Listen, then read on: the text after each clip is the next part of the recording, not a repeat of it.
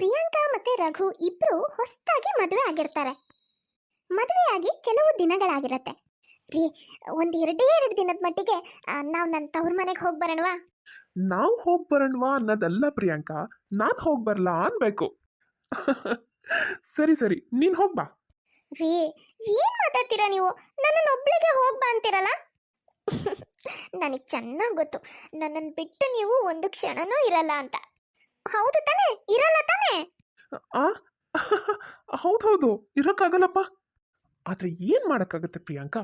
ಈಗ ನಿನ್ನ ತವ್ರ ಮನೆಗೆ ಹೋದೆ ಅಂದರೆ ನಾನು ಒಬ್ಬನೇ ಇರಲೇಬೇಕಲ್ವಾ ನೀನು ಬರೋವರೆಗೂ? ನಾನು ನನ್ನ ಅಮ್ಮನ ಜೊತೆನೂ ಇರಬೇಕು, ನಿಮ್ಮ ಜೊತೆನೂ ಇರಬೇಕು. ಹಾಗಾದ್ರೆ ನೀವು ನನ್ನ ಜೊತೆ ಬರಬೇಕು. ಪ್ರಿಯಾಂಕಾ, ನಾನು ಹೇಳಿದ್ನಲ್ಲ ನೀನು ಒಬ್ಳೆ ಹೋಗ್ಬಾ ಅಂತ.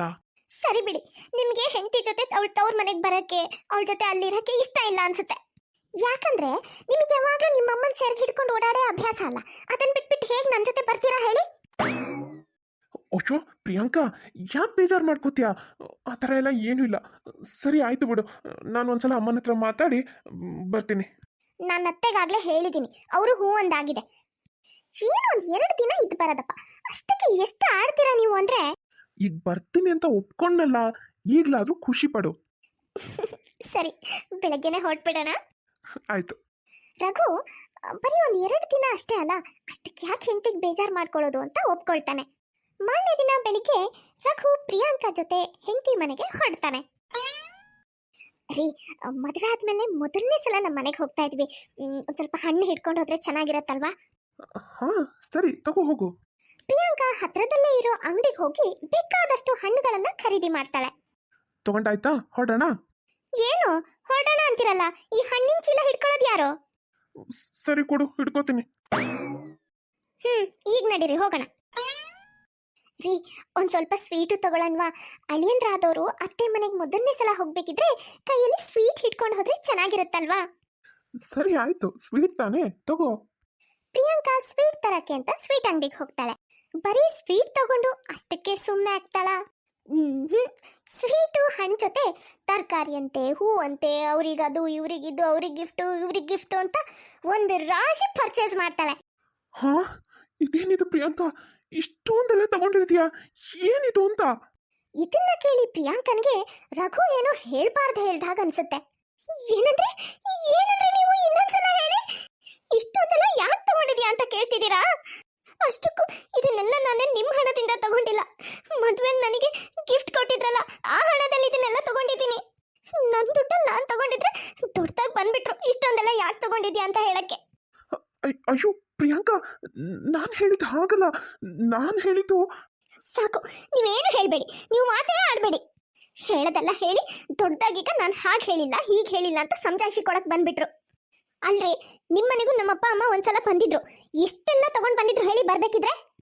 ಅಂಥದ್ರಲ್ಲಿ ನಾನು ನನ್ನ ತವ್ರ ಮನೆಗೆ ಹೋಗ್ಬೇಕಿದ್ರೆ ಜಾಸ್ತಿ ಏನೂ ಇಲ್ಲ, ಏನೋ ಒಂದು ಸ್ವಲ್ಪ ಹಣ್ಣು ಸ್ವೀಟು ತಗೊಂಡಿದ್ದೀನಿ. ಅಷ್ಟಕ್ಕೆ ನಿಮಗೆ ಇಷ್ಟೆಲ್ಲ ತಗೊಂಡಿದ್ಯಲ್ಲ ಅಂತ ಹೇಳ್ತಾ ಇದ್ದೀರಾ?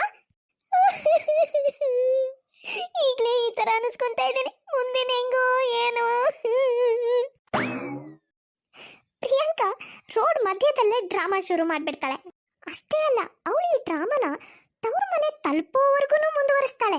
ಮನೆಗೆ ಬಂದ್ಮೇಲೆ ಮಗಳ ಮುಖ ನೋಡಿ ಅತ್ತೆ ಹೇಳ್ತಾಳೆ, ಅಯ್ಯೋ ಅಯ್ಯೋ ಅಯ್ಯೋ, ಏನಾಯ್ತು ನನ್ನ ಮುದ್ದಿನ ಮಗಳಿಗೆ? ಅವಳ ಮುಖ ಯಾಕೆ ಈ ಥರ ಮಾಡೋಗಿದೆ? ಅಳಿ ಅಂದ್ರೆ ಯಾಕೆ ನನ್ನ ಮಗಳನ್ನ ಈ ಥರ ಅಳಿಸಿ ಕರ್ಕೊಂಡು ಬಂದಿದ್ದೀರಾ? ಲೇ ಸುಜಾತ, ಸಾಕು ಸುಮ್ಮನಿರು. ಮೊದಲನೇ ಸಲ ಅಳಿಯಂದ್ರು ಮನೆಗೆ ಬಂದಿದ್ದಾರೆ, ನಿನಗೆ ನಿನ್ನ ಮಗಳದ್ದೇ ಹತ್ತು ಹೋಗಿದೆಯಲ್ಲ. ಅಳಿಯಂದ್ರೆ ಬನ್ನಿ, ನಮ್ಮ ಮನೆಗೆ ನೀವು ಬಂದಿದ್ದು ನನಗಂತೂ ತುಂಬ ಖುಷಿ ಆಯಿತು. ಅಳಿಯಂದ್ರೆ ನನಗೂ ಖುಷಿ ಆಯಿತು. ಆದರೆ ಏನು ಮಾಡೋದು ಹೇಳಿ, ಮಗಳು ಅಳ್ತಾ ಅಳ್ತಾ ಮನೆಗೆ ಬಂದರೆ ಯಾವ ತಾಯಿ ತಾನೇ ಸಮಾಧಾನ ಆಗುತ್ತೆ? ಅದಕ್ಕೆ ಹಾಕಿ ಕೇಳಿದೆ. ಅಳಿಯಂದ್ರೆ ನೀವೊಂದು ಸ್ವಲ್ಪ ಫ್ರೆಶ್ ಆಗಿ ಸುಧಾರಿಸ್ಕೊಳ್ಳಿ, ನಾನು ಅಷ್ಟೊತ್ತಿಗೆ ಒಂದು ಸ್ವಲ್ಪ ಹೊರಗಡೆ ಕೆಲಸ ಇದೆ, ಹೋಗಿ ಮುಗಿಸ್ಕೊಂಡು ಬಂದುಬಿಡ್ತೀನಿ. ಸರಿ ಮಾವ, ಹೋಗಿ ಬನ್ನಿ. ಅತ್ತೆ, ಈ ಬ್ಯಾಗ್ ಎಲ್ಲ ಇಲ್ಲೇ ಇಡ್ಲಾ? ಇಲ್ಲ, ಇವನ್ನೆಲ್ಲ ತಗೊಂಡು ಹೋಗಿ ಅಲ್ಲಿ ಹೊರಗಡೆ ಕಟ್ಟೆ ಮೇಲೆ ಇಟ್ಬಿಡಿ. ಅದು ಎಲ್ರಿಗೂ ಕಾಣ್ಬೇಕು, ಆ ಥರ ಇಡಿ. ಅಲ್ಲ ಅತ್ತೆ, ಈಗ ಕೊರೋನಾ ಗಿರೋನಾ ಏನೂ ಇಲ್ಲ. ಈಗಲೂ ನೀವು ಹೊರಗಡೆಯಿಂದ ತಂದಿರೋ ಸಾಮಾನ ಆಚೆ ಇಟ್ಟು ಆಮೇಲೆ ಒಳಗಡೆ ತಂದು ಯೂಸ್ ಮಾಡ್ತೀರಾ?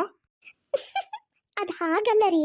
ನಮ್ಮಮ್ಮ ಯಾಕೆ ಹಾಗೆ ಹೇಳಿದ್ರು ಅಂದರೆ ಅವರಿಗೆ ನನ್ನ ಗಂಡನ ಮನೆಯಿಂದ ಬರಬೇಕಿದ್ರೆ ನಾವು ಏನೇನೆಲ್ಲ ತಂದಿದ್ದೀವಿ ಅಂತ ಅಕ್ಕಪಕ್ಕದವರು ಎಲ್ಲರೂ ನೋಡಲಿ ಅಂತ ಆಸೆ.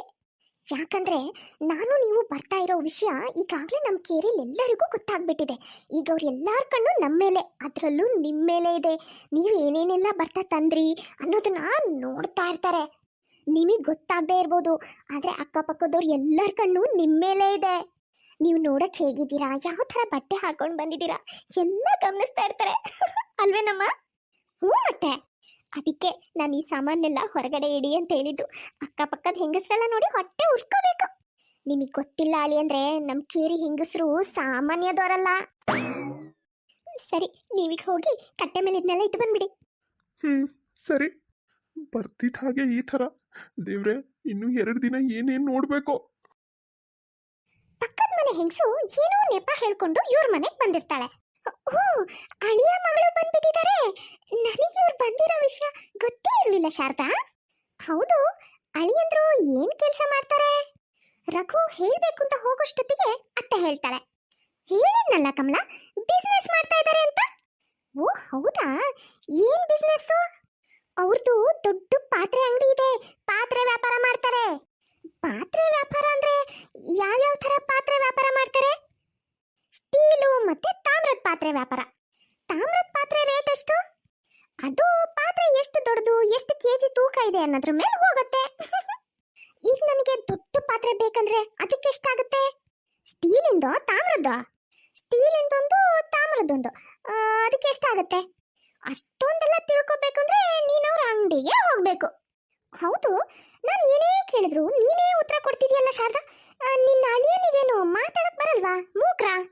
ನನ್ನ ಗಂಟನೆ ಮೂಕನ ಅಂತ ಕೇಳ್ತಾ ಇದ್ದೀರಲ್ಲ, ನಿಮ್ಗೇನು ಕಣ್ಣಿಲ್ವಾ? ನಿಮ್ಗೇನು ಅರ್ಥನೇ ಆಗಲ್ವಾ? ಅಮ್ಮ ಅವಾಗ್ಲಿಂದ ನೀವು ಎದ್ದು ಹೋಗ್ಲಿ ಅಂತ ಬೇಕೋ ಬೇಡ ಅನ್ನೋ ಥರ ಉತ್ತರ ಕೊಡ್ತಿದ್ರೆ ನೀವು ಅದನ್ನ ಅರ್ಥನೇ ಮಾಡ್ಕೊಳ್ದೆ ಮೇಲಿನ ಮೇಲೆ ಪ್ರಶ್ನೆ ಕೇಳ್ತಾ ಇಲ್ಲೇ ಕೂತಿದ್ದೀರಲ್ಲ. ರೀ, ಟೈಮ್ ಎಷ್ಟಾಯ್ತು? 11:30. ಕೇಳಿಸ್ಕೊಂಡ್ಯಾ? ನನ್ನ ಅಳಿಯಂದ್ರಿಗೆ ಮಾತಾಡಕ್ಕೂ ಬರತ್ತೆ, ಟೈಮ್ ಎಷ್ಟು ಅಂತ ನೋಡಕ್ಕೂ ಬರುತ್ತೆ. ನನಗೆ ಗೊತ್ತು, ಕೆತ್ಕಿ ಕೆತ್ಕಿ ನನ್ನ ಅಳಿಯನ್ ಬಗ್ಗೆ ಎಲ್ಲ ತಿಳ್ಕೊಳಕ್ಕೆ ಬಂದಿದ್ಯಾ ಅಂತ. ತಿಳ್ಕೊಂಡಿದ್ದಾಯ್ತು ತಾನೆ? ನಡಿ, ಮೊದಲು ನಡಿ ಇಲ್ಲಿಂದ. ಹೋಗ್ತೀನಿ ಬಿಡು. ಏನ್ ಸೀಮೆಗಿಲ್ಲಿದ್ದ ಅಳಿಯ ಇವಳ್ದು. ಅಲ್ಲ, ಎಷ್ಟು ನಾಟಕ ಮಾಡ್ತಾಳೆ ನೋಡು. ಅಳಿಯಂದ್ರು ನೀನು ಇಲ್ಲಿಗೆ ಬಂದಿದ್ದು ಅವಳಿಗೆ ಮೊದಲೇ ಗೊತ್ತಿದೆ, ಆದ್ರೂ ಗೊತ್ತೇ ಇಲ್ಲ ಅನ್ನೋ ಥರ ನಾಟಕ ಮಾಡ್ತಾಳೆ.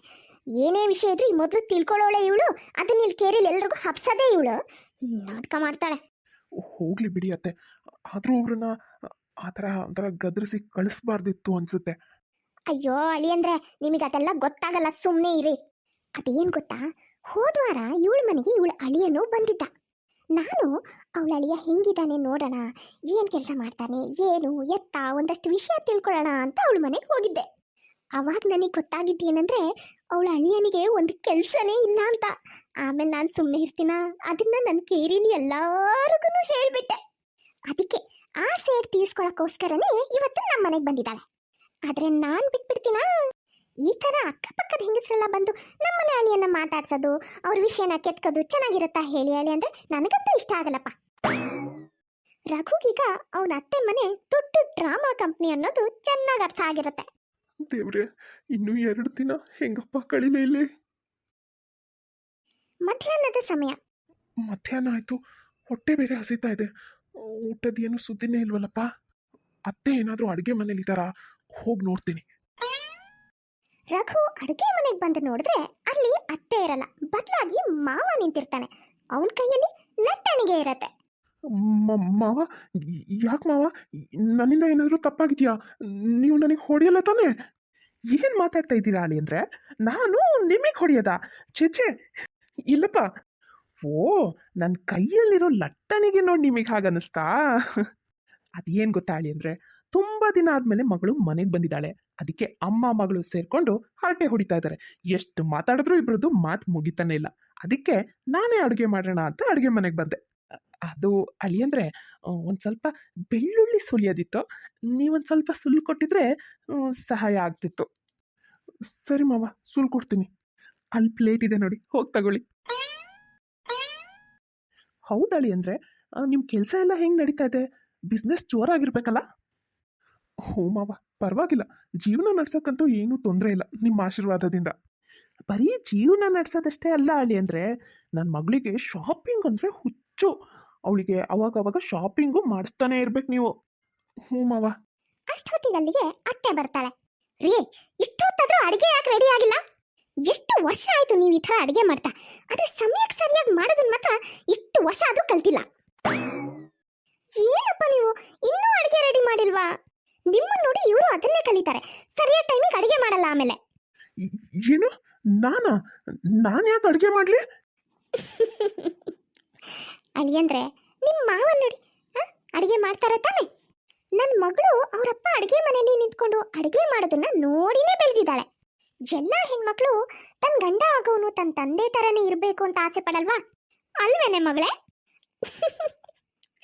ಇದಕ್ಕೆ ಪ್ರಿಯಾಂಕಾ ಏನು ಹೇಳ್ತಾಳೆ, ಆಮೇಲೆ ಅದಕ್ಕೆ ರಘು ಏನು ಹೇಳ್ತಾನೆ, ಇದನ್ನೆಲ್ಲ ಮುಂದಿನ ಎಪಿಸೋಡ್ನಲ್ಲಿ ನೋಡೋಣ. ಇವತ್ತಿನ ಈ ವಿಡಿಯೋ ನಿಮಗೆ ಸ್ವಲ್ಪನಾದರೂ ಇಷ್ಟ ಆಗಿದ್ರೆ ಪ್ಲೀಸ್ ಚಾನಲ್ನ ಸಬ್ಸ್ಕ್ರೈಬ್ ಮಾಡಿ, ಹಾಗೆ ಲೈಕ್ ಮಾಡಿ. ಮುಂದಿನ ವಿಡಿಯೋದಲ್ಲಿ ಮತ್ತೆ ಸಿಗೋಣ. Bye friends.